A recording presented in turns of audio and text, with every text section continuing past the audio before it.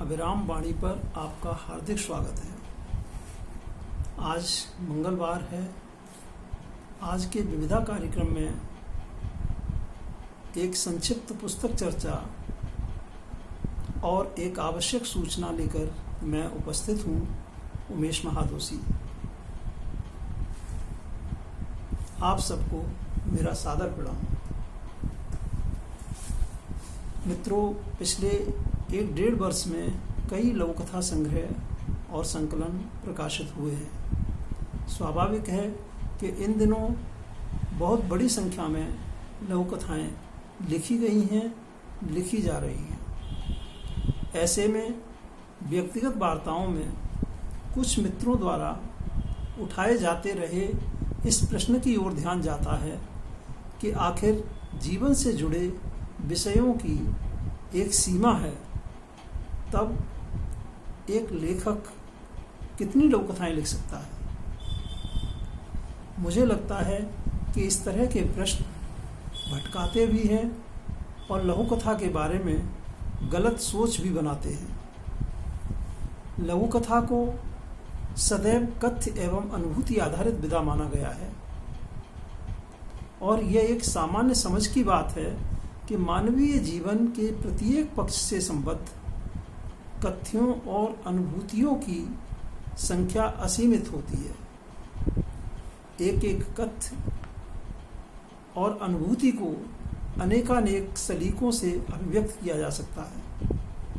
इसलिए यह सोचना ही गलत है कि लघु कथा विषय आधारित विधा है। लघु कथा के कई संकलनों में प्रकाशित लघु कथाओं का वैविध्य इस प्रसंग का सटीक उत्तर है। वरिष्ठ लघु कथाकार डॉक्टर बलराम अग्रवाल का 2019 में प्रकाशित लघु कथा संग्रह तैरती हैं पत्तियां इसका बहुत अच्छा उदाहरण है।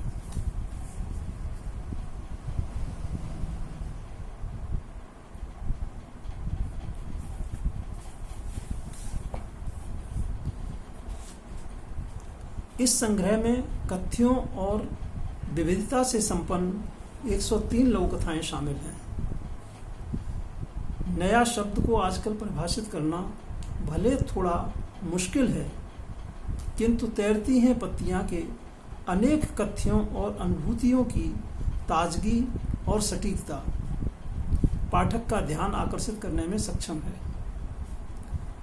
रेगिस्तान, मौसम की मार, बंदरों की नई खेप, टॉफी, वतन के पेड़ पौधे, परिंदे और तितलियां, समंदर एक प्रेम कथा, बीजारोपण, सीढ़ियों पर हंसी, छिन्न मस्तक, जब तक मैं जिंदा हूं जैसी कई लघु कथाएं इस तथ्य को सामने रखती हैं। लघु कथा के संदर्भ में मेरा मानना है कि लघु कथा की मौलिकता समग्रतः कथ्य और कथानक की नवीनता से ही नहीं आती, कथ्य और अनुभूतियों के प्रस्तुत करने के सलीके में भी आ सकती है। जो मित्र इस तथ्य की पुष्टि चाहते हैं, वे तैरती हैं पत्तियां की अकेला कब गिरता है पेड़, नदी को बचाना है, जोशी और जजमान,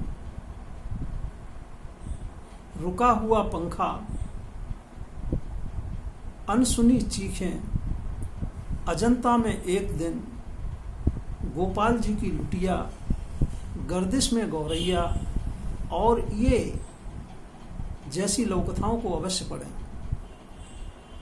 इन लघु कथाओं में व्यंजनात्मक और काव्यात्मक सौंदर्य के साथ अनुभूति के संकेंद्रण ने कथ्यों एवं संवेदनात्मक अनुभूति के संप्रेषण को प्रभावशाली बनाया है और प्रचलित जैसी चीजों को अलग तरह से देखने का सलीका भी प्रदान किया है।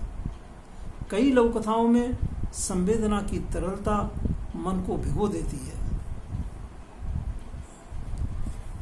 संग्रह में कई लघु कथाएं महत्वपूर्ण प्रसंगों पर सहमति असहमति के बिंदुओं की चिंता किए बिना विमर्श की पहल भी करती हैं, जिनमें कुछ एक में लेखक अपना वैचारिक दृष्टिकोण रखता भी प्रतीत होता है। कोई इसे लौकिकता की कमजोरी माने या फिर उसकी सार्थकता। विमर्श से जुड़ने के अलावा भी मुझे कहीं कहीं ऐसा प्रतीत होता है कि सूक्ष्म अध्ययन किए जाने पर इस संग्रह से कुछ ऐसे प्रश्न उद्भूत हो सकते हैं जिनके उत्तर शायद हमें किसी संग्रह की लघुकथाओं में ना मिले।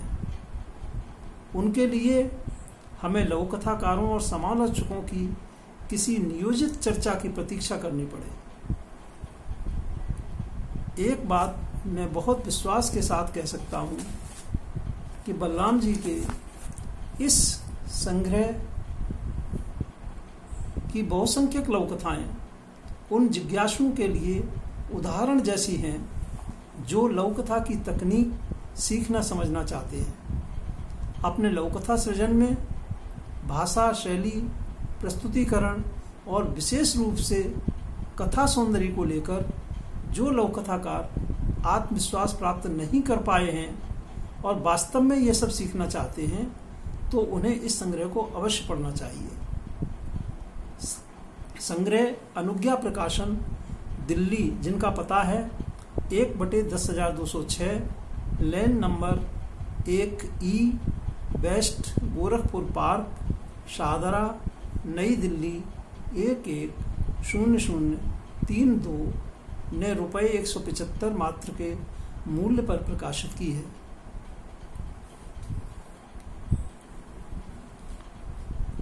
मित्रों, आप सभी हमारी इस यात्रा के सहयात्री हैं, इसलिए आप तक हमारे प्रत्येक वीडियो का पहुंचना आवश्यक है। अतः आपसे निवेदन है कि यदि आपने अभी तक इस चैनल को सब्सक्राइब नहीं किया है तो आज सब्सक्राइब अवश्य कर लें। साथ ही सब्सक्राइब के बराबर वाले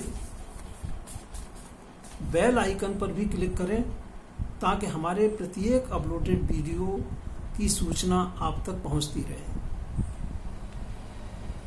और अब एक आवश्यक सूचना, अभिराम वाणी पर विविधा कार्यक्रम में हम 2 चयनित पुस्तकों पर चर्चा कराना चाहते हैं।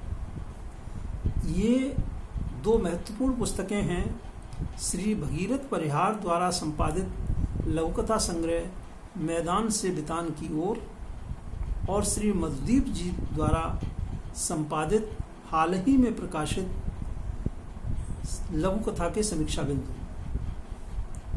जिन मित्रों ने ये पुस्तकें या इनमें से कोई पढ़ी है, वे उस पुस्तक की चर्चा में सहभागी हो सकते हैं। इसके लिए पहले आपको पुस्तक पर एक पुस्तक के अपने संश्लिष्ट विचार लिखकर हमें अभिराम साहित्यिकी के ईमेल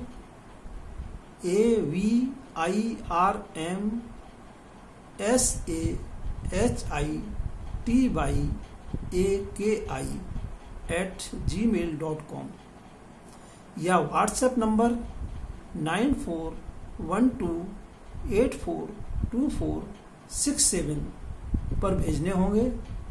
आपके विचार मिलने के बाद चयनित प्रतिभागियों से अपेक्षा की जाएगी कि वे हमें प्रेषित अपने वक्तव्य का वीडियो बनाकर व्हाट्सएप नंबर 9412842467 पर भेजें। वीडियो बनाते समय हम 2-1 बातें बताएंगे, उनका ध्यान रखना होगा। आपके वीडियो को हम अपने वीडियो में शामिल करके अभिराम वाणी पर किसी मंगलवार को प्रसारण हेतु अपलोड करेंगे। तो मित्रों, हमें मैदान से बितान की ओर और लघुकथा के समीक्षा बिंदु पर आपके विचारों की प्रतीक्षा रहेगी। नमस्कार मित्रों।